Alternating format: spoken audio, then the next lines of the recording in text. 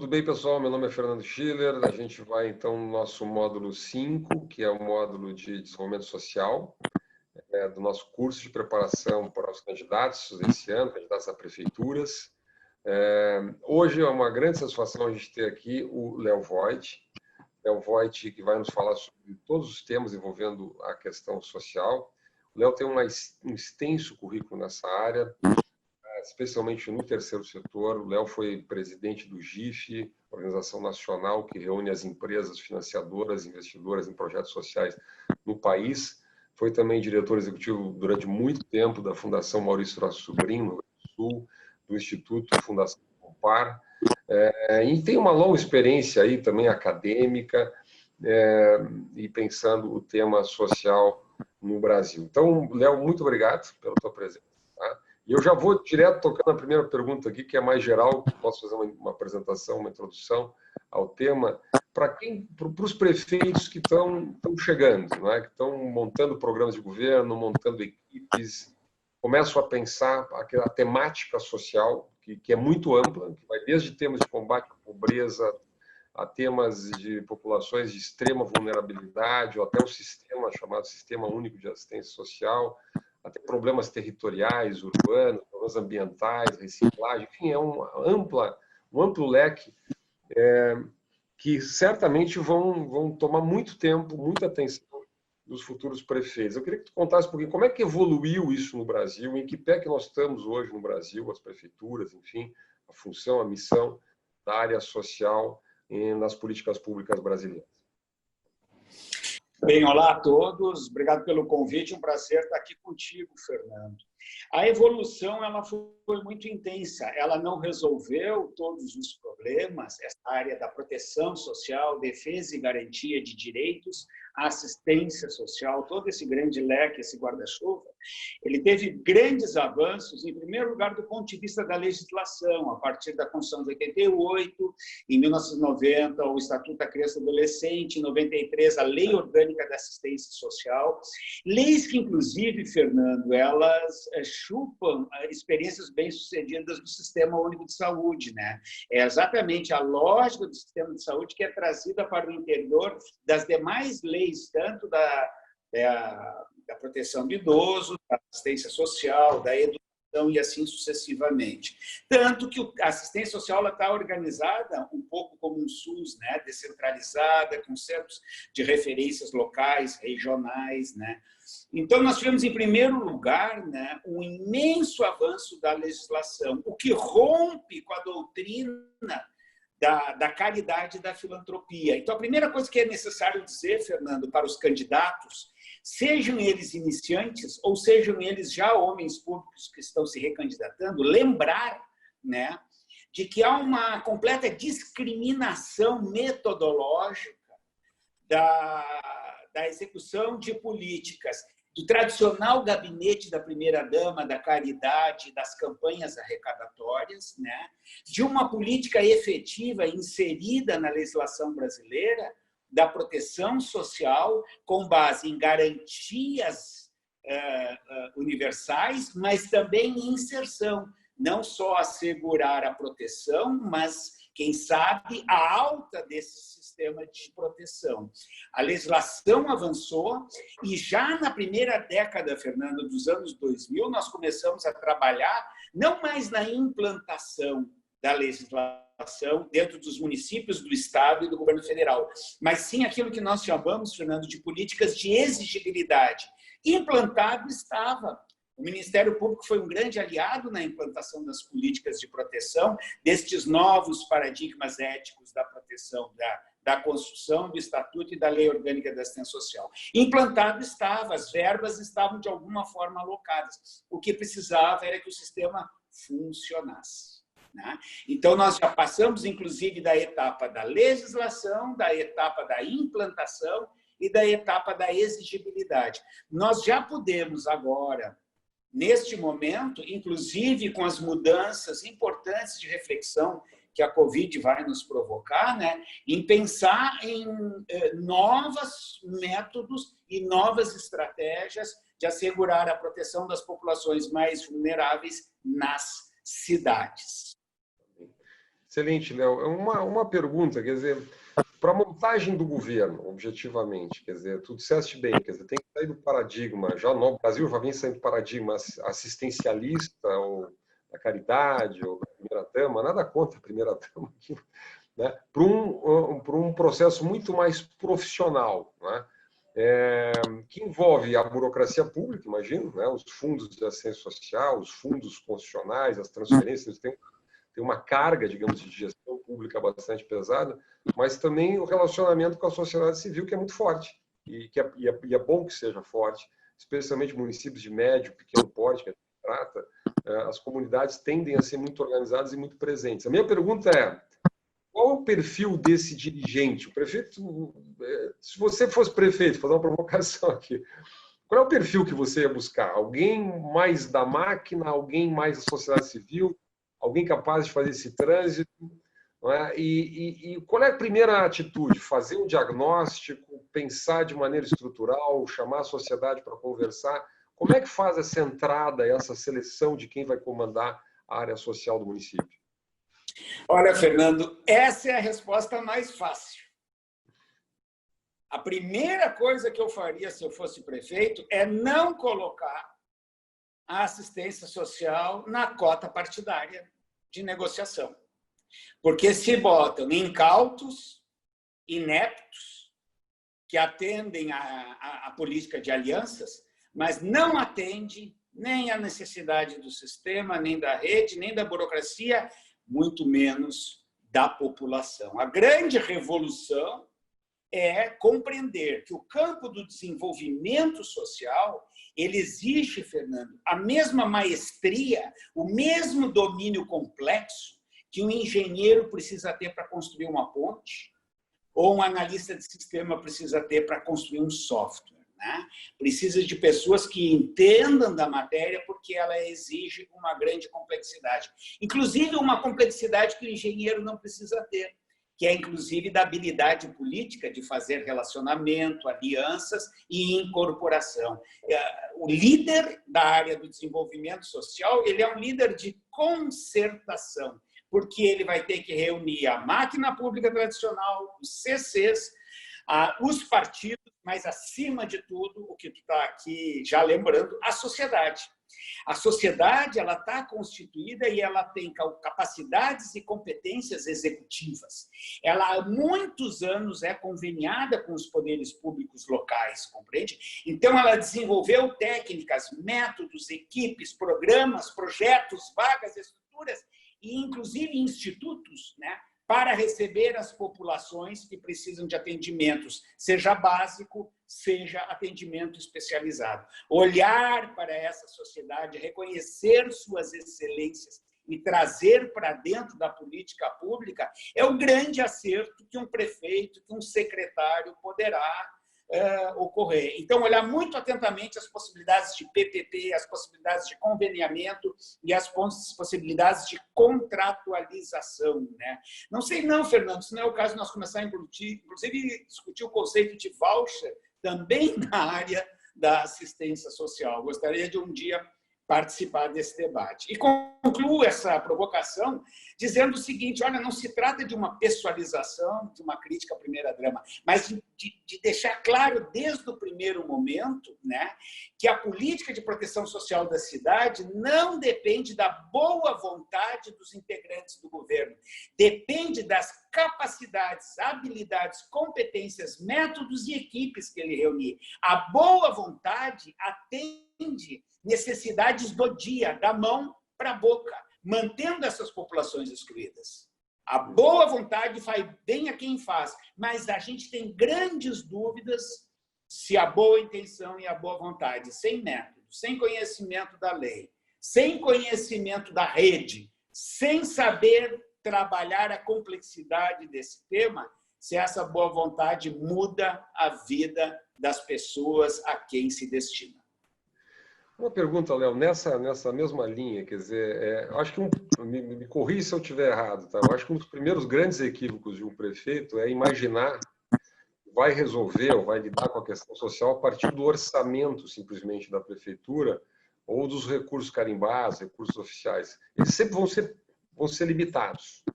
ainda mais nós vamos sair da pandemia numa crise fiscal enorme. Né? Eu acompanhando assim, a tua trajetória, tu sempre estivesse ligado à busca de fontes alternativas de recursos, quer dizer, banco de projetos, participaste lá da rede Parceria Social, tu és presidente da Fundação Gerações, fundos de endowment, fundos da criança e adolescente. Quer dizer, minha pergunta para ti assim, eu sei que em meia hora é impossível a gente lidar com isso, mas vamos lá. Quais são as alternativas de busca de recursos para fora do orçamento? Ou maneiras, ou uso inteligente dos incentivos fiscais que estão disponíveis na área social no Brasil, em várias áreas, idoso, pessoa com deficiência, infância, enfim. Como potencializar isso? Quer dizer, busca de recursos internacionais, nacionais, mobilização do meio empresarial, fundações que podem trabalhar junto com os municípios, busca de consórcio. Quais são literalmente as dicas, as sugestões, a visão que tu acha que o prefeito... Porque eu acho que essa vai acabar sendo uma obsessão, e é bom que seja, de qualquer prefeito eleito agora. Bem, eu acho que essa resposta nem é tão complicada também, Fernando. É o seguinte, o prefeito, né, e a administração, ela tem que ter uma inserção na sua comunidade, na sua cidade, ela tem que ter um diálogo com a sua sociedade. O prefeito, ele é um cara poderoso, o prefeito é um cara que está num lugar privilegiado, ele é visto e ouvido por todos com atenção. A dica que o Michel Temer deu essa semana para o presidente, para o governante brasileiro, foi uma dica muito inteligente. O que diz o executivo tem grande peso e importância. Cuidado com o que dizes. Bueno, ele tem um poder de diálogo, um poder convocatório muito grande, né? E o orçamento público, ele jamais vai atingir o tamanho da demanda. Portanto, ele precisa ser suplementado pela participação da sociedade, participação em diversos campos, né? Portanto, o prefeito, ele tem que ter, o prefeito, o secretário, as suas equipes, né? Ele tem que ter esta noção de que o problema da criança de rua não é um problema do prefeito, é um problema da cidade, de todos. O desrespeito ao meio ambiente é um problema de todos, né? O idoso abandonado, descuidado, é um problema de todos, e assim sucessivamente. O morador de rua não é uma desatenção da prefeitura apenas, né? É um problema transversal, complexo, que passa por uma série de elementos, é quase como se fosse um fato social total, que diz respeito às dimensões psíquicas, de saúde, econômica, de abandono, de ausência de assistência, educação, etc. Então, ter essa noção de que o problema que a prefeitura tem que enfrentar, ele pertence a todos, e convocar a sociedade ativamente a participar disso, chamar a sociedade. Na minha experiência, sempre que se fez projetos qualificados e competentes em diálogo com a sociedade, a captação de parcerias, de participação, de insumos, ela é imensamente maior do que a gente originalmente estimava. E a Covid está confirmando isso.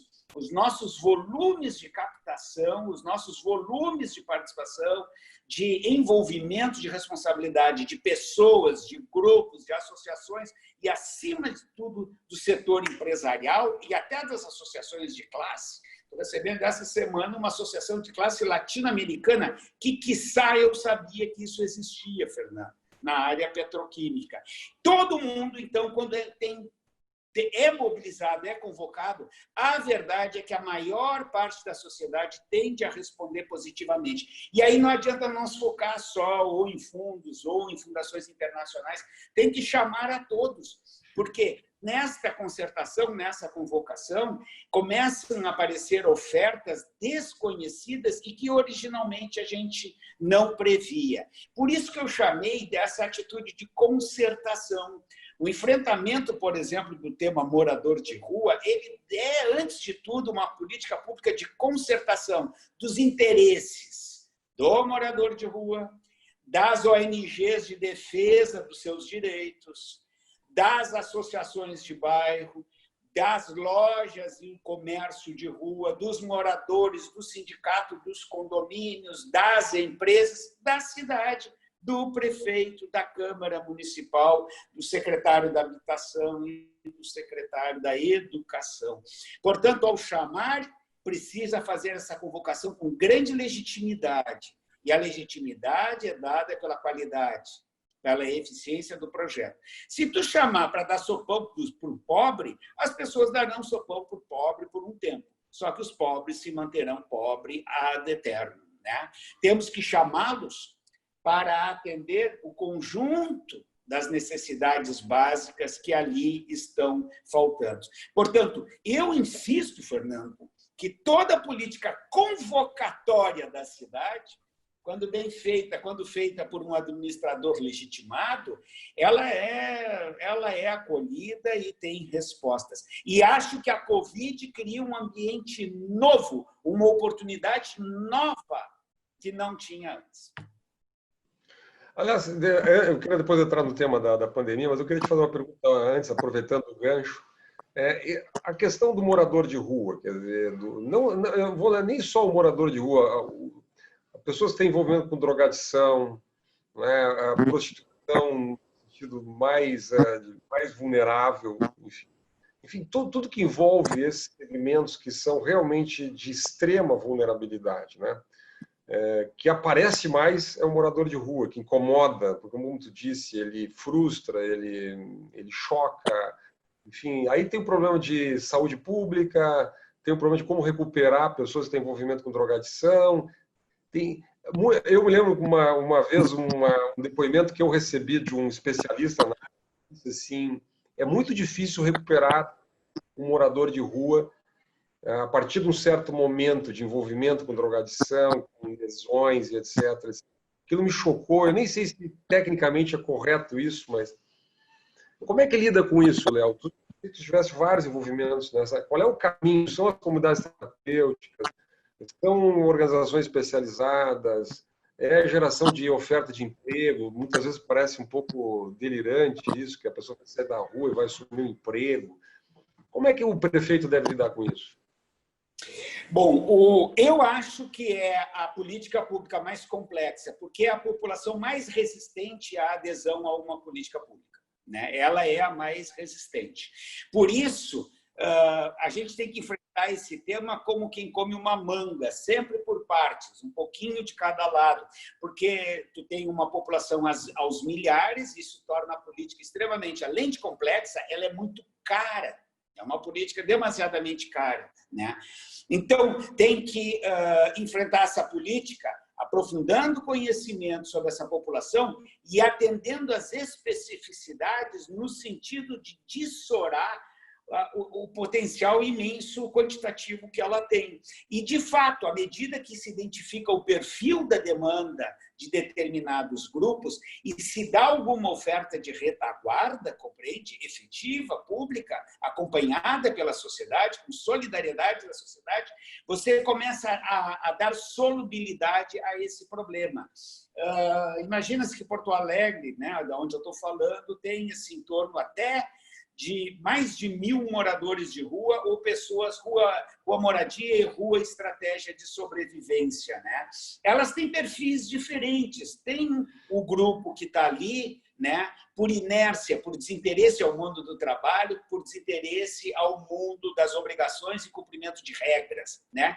Existe um segundo grupo, que é o grupo da drogadição e do alcoolismo. Existe o terceiro grupo, que às vezes se confunde com o segundo, que é o grupo de sofrimentos e transtornos mentais, compreende? Existe um terceiro grupo, que são pessoas que estão, enfim, em situação de desordem, desorganizada, e que uma política pública pode ajudá-la a se reorganizar. Então, é como se a gente olhasse uma melancia que tem várias frutas diferentes dentro dela e precisa ter cada uma dessas políticas. Eu não conheço quase nenhuma política efetiva, especializada para essa população. É isso que falta no Brasil. Nós já enfrentamos a questão da criança, a questão do idoso, a questão da saúde, nós já universalizamos a escola, estamos lutando para qualificar, né? Mas nós já até enfrentamos o problema do hospício, né? Acabamos com a luta fizemos a luta antimanicomial, mas nós nunca enfrentamos no Brasil, de fato, nas nossas cidades, o tema do morador de rua, que é o mais que é o mais excluído, o mais resistente, né? E que, de fato, é aquele que nós mais evitamos todas as estratégias. É possível, sim, construir um conjunto de estratégias centralizada num só programa que vai atender especializadamente essa população. E ela funciona, Fernando, me permita um último minuto, ela funciona como toda política que nasce com larga escala. Ela funciona como um sistema de tombamento, compreende? No primeiro momento, você tem que criar política universal para todos, e aí começa a atender especialidade. E por um sistema de tombamento, elas vão achando e encontrando soluções, encaminhamentos e direcionamentos que cada vez essa população torna-se menor. Portanto, você pode, personalizar mais o atendimento, especializá-lo pelo grau de complexidade da reincidente permanência nas ruas, né? Então, começa-se com uma política de larga escala, mas se caminha crescentemente para uma política de personalização e especialização. E mais uma última frase. É necessário que a sociedade seja aliada nessa estratégia. A estratégia que financia e que mantém as pessoas na rua, ela subverte a política pública que tenta mudar essa circunstância, compreende? Quer dizer, foi o que fizemos aqui no passado. Menino de rua, ele ficava na rua porque ele era uma fonte de renda excelente para os pais,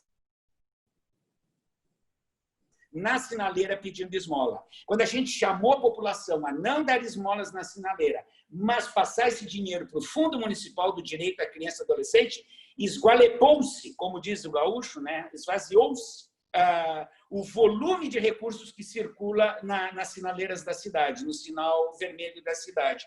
E isso fez com que toda a abordagem à criança tivesse maior efetividade, maior eficiência. Não adianta o prefeito fazer um esforço de remanejo dessa população para um atendimento, seja de saúde mental, seja de drogadição, seja de moradia, seja de alimentação, seja de retorno, se a rua é atraente para ele permanecer lá. E isso, quem decide é a cidadania, não é o prefeito. Excelente, Léo. Uma pergunta ligada a isso, como tu falaste, usaste a expressão contratualização. Antes, eu queria só aprofundar um pouquinho isso, né? Existe uma tentação, me corrija se eu estiver certo ou errado, os prefeitos, os governos, de maneira geral, tentar ir lá e resolver o problema. Então, precisa criar uma creche, um asilo ou um centro de acolhimento, vai lá e constrói prédio, contrata funcionário, e acaba substituindo a sociedade civil. Quando daqui a pouco você tem no município um bom asilo que faz um bom trabalho, um bom centro religioso que trabalha com drogadição, uma estrutura de instituições lidando com crianças. Nós tivemos no Rio Grande do Sul, por exemplo, para pegar um exemplo, o CDDICA, por exemplo, que é uma instituição civil que trabalha com adolescentes autores de atos infracionais. É uma sociedade civil, privada, que contratualiza com a prefeitura e faz melhor do que a prefeitura faria, digamos, se tentasse fazer. Pergunta para ti, já falei demais aqui, mas qual é a preocupação que você diria que o prefeito tem que ter nessa área? Quer dizer, o que cabe à prefeitura e o que ele o prefeito deve contratualizar exatamente com a sociedade civil?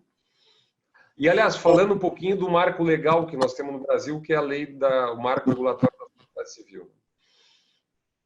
Bem, sobre isso, duas observações. Quer dizer, uma outra dica que temos que dar para os administradores é não constrói nada, porque nós temos excesso de equipamentos na cidade, nós temos excesso de programas de ONGs, nós temos uma sociedade civil sólida, cívica, constituída, autônoma e que está enfraquecida por falta de oportunidades de oferecer e prestar seus serviços em maior escala. Então, não precisa construir nada e contratualiza isso aonde já isso, inclusive, às vezes, por muitos anos, já testado, já avaliado, já se sabe se ele é bom ou ruim, já se sabe se ele precisa fechar ou se ele deve ser incentivado e expandido. Então, o Brasil é uma sociedade, é um país que que tem, Fernando, uma das mais sólidas, cívicas e autônomas sociedade civil engajada nas demandas públicas. Em todo lugar desse território nasceu a associação de moradores, a associação de bairro,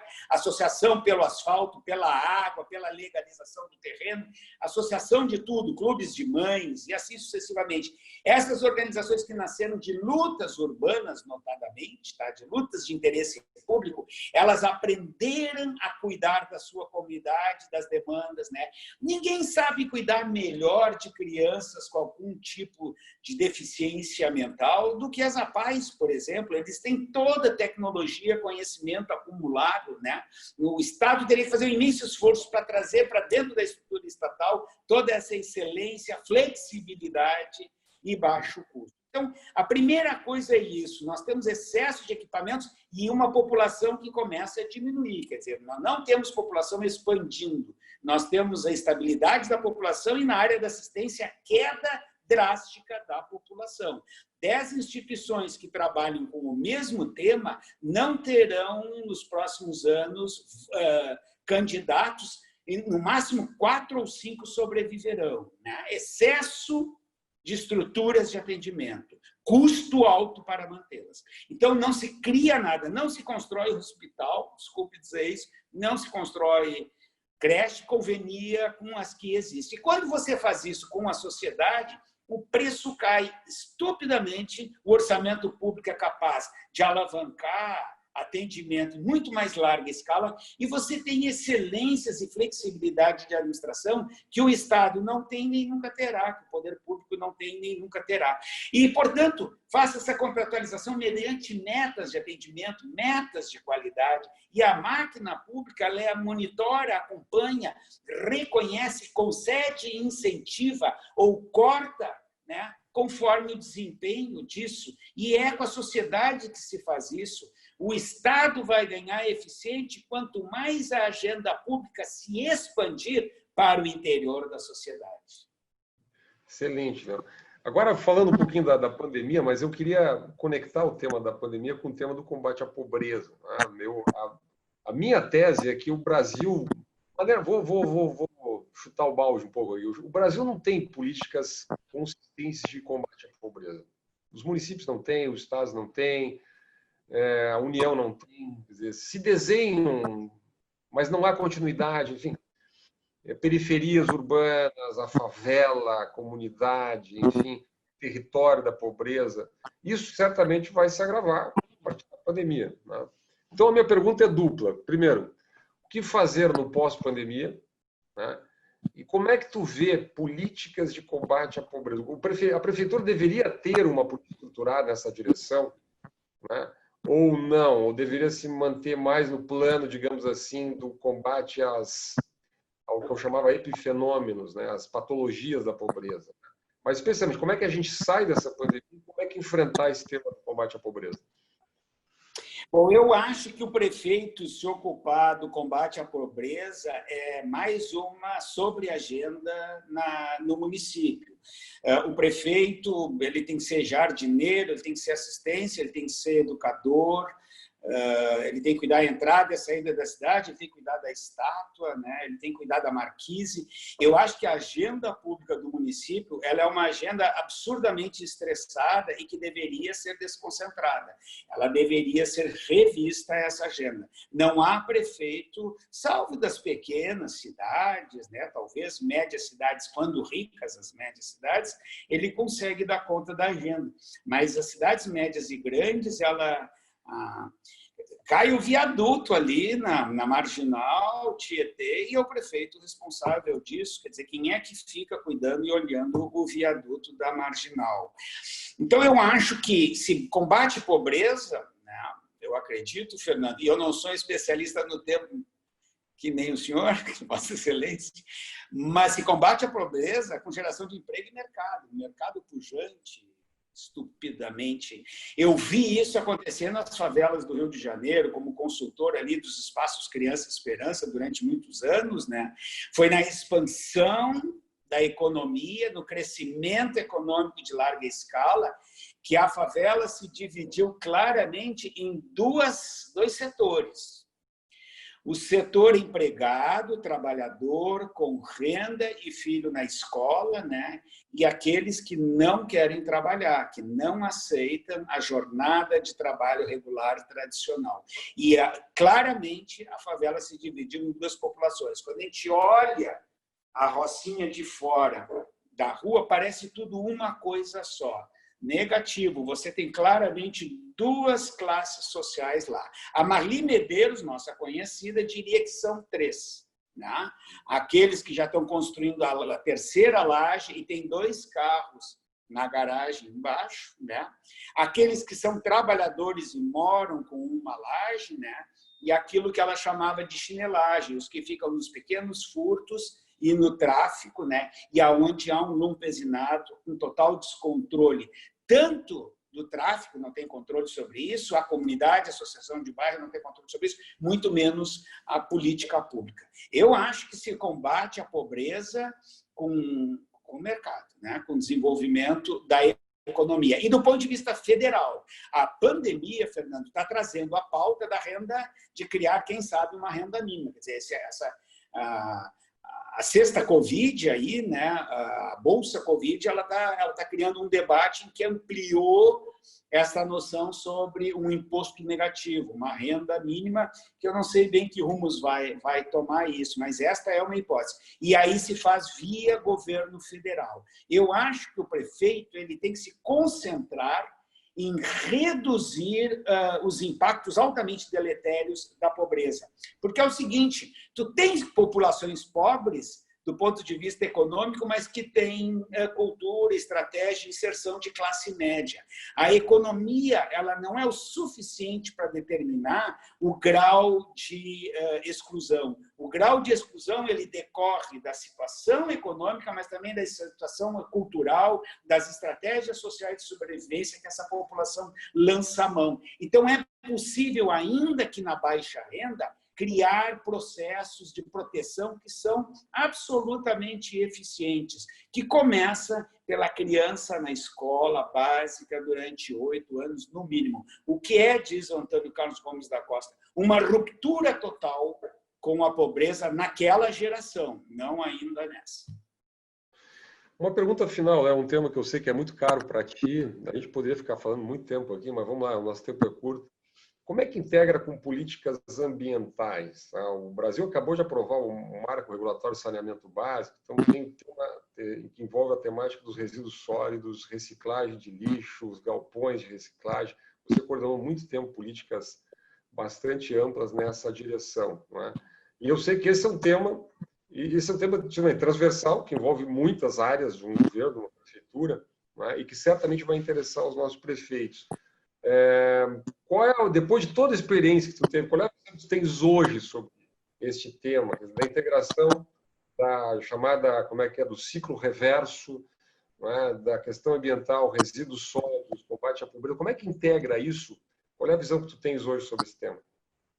Bom, eu acho que o acesso mais curto, mais eficiente a populações altamente vulneráveis é começar a mexer com o tema da reciclagem. A reciclagem ela é uma porta de entrada no maior percentual das populações mais vulneráveis, compreende? Que de um jeito ou de outro, ou de uma forma muito artesanal e empobrecida, reproduzindo as condições de sua exclusão, ou já com alguma escala e qualidade, garantindo renda digna, né? É os sistemas de catação, triagem, comercialização de resíduos nas periferias urbanas que nós podemos fazer a reversão das populações no curto prazo. Ao fazer a organização dos sistemas populares de reciclagem, ao investir nisso e acompanhar essa população, em poucos meses a gente já vê uma transformação na vida das pessoas, porque ao organizar esse trabalho melhora a renda. E quando melhora a renda, já começa a melhorar a estratégia social de sobrevivência, né? Como diz uma moradora, agora vale a pena dar banho nos filhos, porque a gente consegue garantir uma qualidade de vida mínima nessas condições de trabalho e de renda, né? Então, eu acho que é uma forma breve, e isso tem vários impactos. O primeiro impacto é que ajuda no saneamento urbano. O segundo impacto é que melhora a renda de pessoas que já trabalham nesse campo.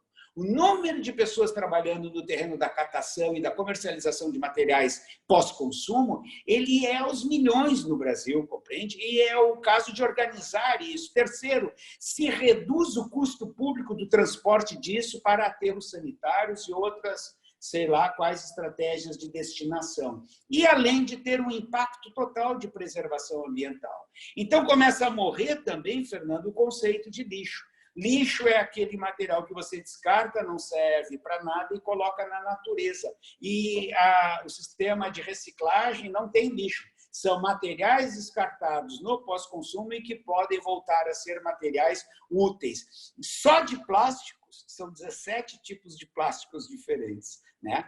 Nós vamos ter um portfólio de mais de 50 materiais que são possíveis de resgatar no pós-consumo e colocar isso de volta no processo produtivo. E o impacto ambiental disso, nem preciso tomar tempo aqui deste encontro para explicar o grande impacto. Agora, uma coisa eu asseguro, quer dizer, ao melhorar a renda destas mães, que é a maioria delas, e destes pais, todo mundo imediatamente melhora.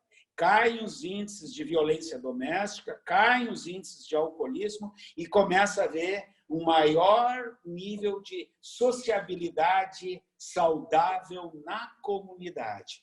E este é uma forma de ingresso, isso é uma estratégia de acesso para virar uma grande política, Fernando, de fomento econômico ao desenvolvimento social sustentável. Léo, excelente. Como tu disse, podia falar aqui muito tempo, porque é uma enciclopédia nessa área aí. Se bem que quando a gente começa a chamar o cara de enciclopédia, que ele está ficando velho, isso é um perigo. É o caso. O que é o nosso caso, aqui não tem como escapar. Mas excelente. Léo, eu queria te agradecer muito, foi muito legal. O pessoal vai receber os materiais também. E o Comuniza certamente vai lidar com isso. Nós vamos ter mais atividades intensivas aí no futuro. Então, muito obrigado, Léo. Prazer, eu que agradeço o convite e a honra de estar aqui com vocês. Um abração em todos, no Comunitas. É um orgulho participar e rever meu grande amigo Fernando, a quem eu tenho gratidão e grande gratidão.